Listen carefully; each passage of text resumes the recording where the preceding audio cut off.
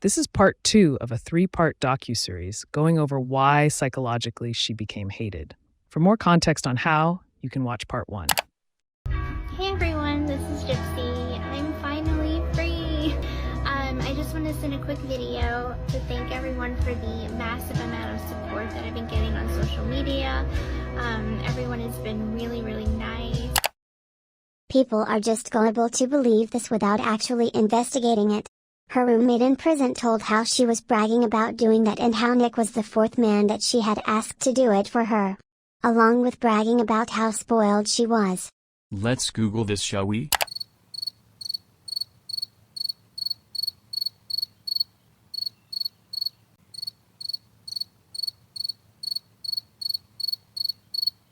The lie! There you go, this bitch. I'm telling you.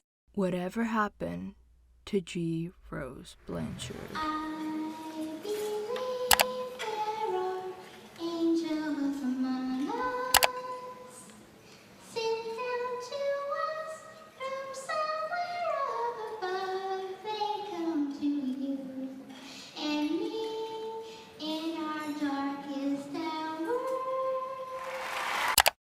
People killing their abusers to get away from their immensely abusive environments is not really an uncommon phenomenon, right?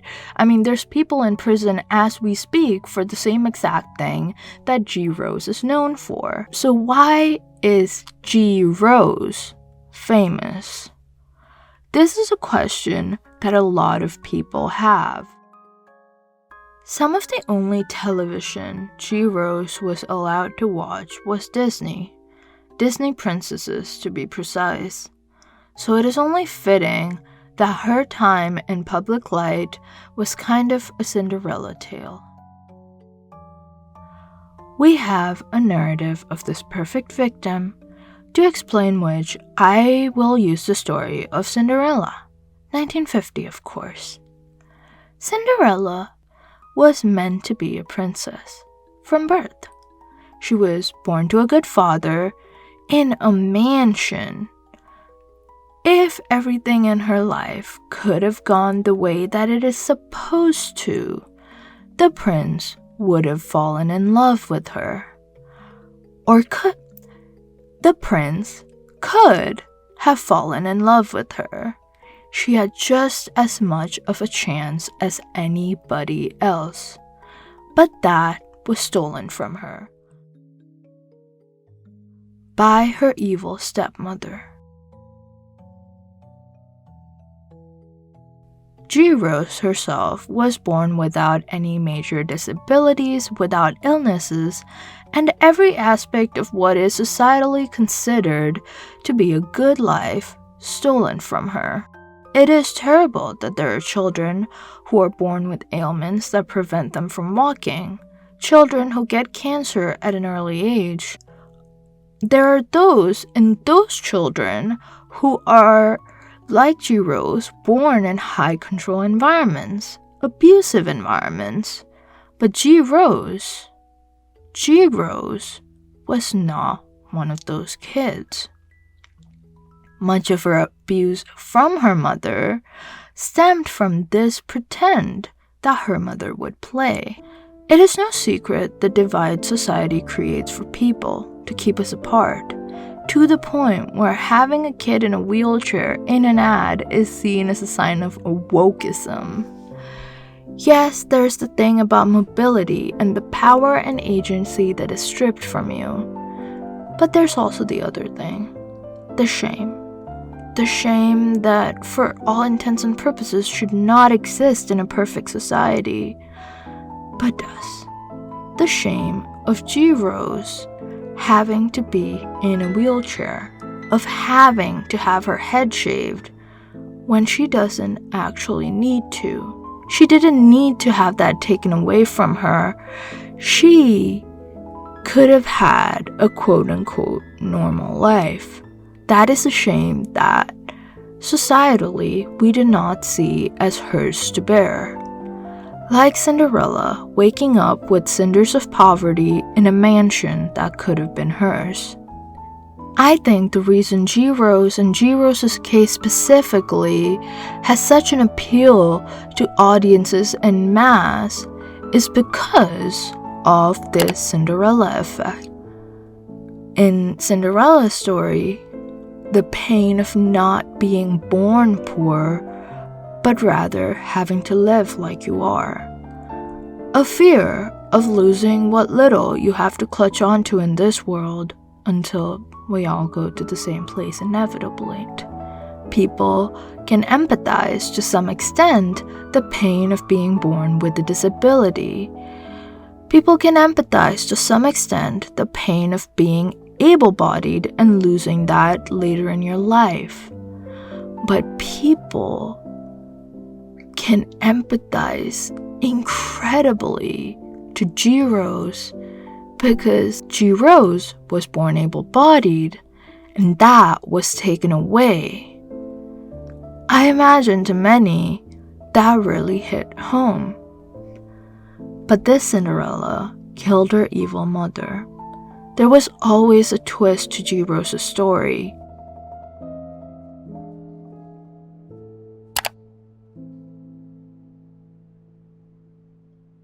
The thing is, a lot of people, including me at the time, did think the spotlight was relatively new to her. And we had no problems with that at all. She's had a terrible life. She deserves fame and money and TikTok followers. Solid logic, right? I love the internet. Don't get me wrong, but also, oh god, I hate it here. But that aside, the camera is not new to her at all. Think about it. Her mother capitalized on her supposed illnesses partly through the media. I think that is how she got her house.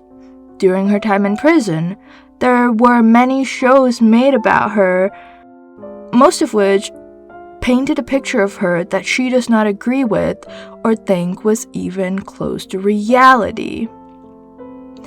When public opinion on G.Rose Blanchard was good, people thought that this was a victim of abuse, as she is, getting their dues, albeit very publicly. And not many people had a problem with that in the beginning. She was using her platform to raise awareness for Munchausen by proxy, an illness that didn't have much public attention to the point where G.Rose herself hadn't even heard of the disorder before going to prison. That's much better than many other influencers with a platform like that. And then came the wave. She's a manipulator, manipulating you how she was manipulated. Has to be one of the most disgusting comments. I mean, she is a victim of abuse who has been in prison for the past 10 years. Why do you expect her to speak like Charli D'Amelio or something? Like, why do you expect her to speak like an influencer with media training? To which people say, she is choosing this. She is choosing to lead a lifestyle as an influencer with all of these newfound followers. She can take whatever she gets. I disagree. This is not somebody that woke up and was like, I want to be an influencer today. Or I want to be an influencer and that's what I want in my life, and pursued fame and used things that happened in their life for the elevation of their fame or to gain fame. That is not G.Rose Blanchard. G.Rose's case was already public knowledge. Even before she got out of prison, people were making tons of content about how G.Rose was getting out of prison. And for the past 10 years of her life, she had been in prison, and her story was being told by media conglomerates that really didn't care to keep the facts accurate, that just used her story for money and power and fame. Before that, her life was being used, or what was supposed to be her life story was being used by her mother Dee Dee to gain sympathy from others as a result of her mental illness. When she got out of prison was the first time in her life, at least so publicly, that G.Rose Blanchard has been able to tell her story the way she experienced it. And I think she deserved that.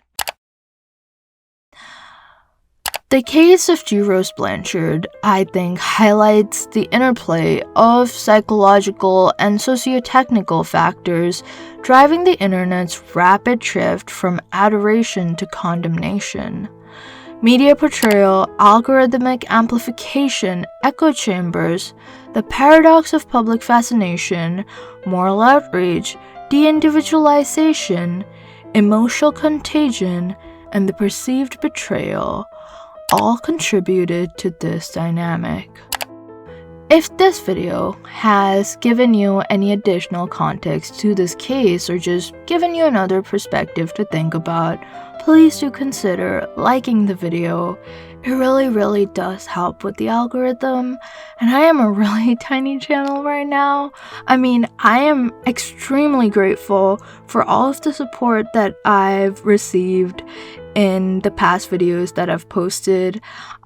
We just hit 200 subscribers, which is really exciting. Please consider subscribing if you want to help me hit 300. I was hoping to hit 1,000 by the end of the summer, which is a crazy goal, but hey, it's the summer. I'm gonna try and be on my video grind. Thank you so much for watching. I love all of you, and good night.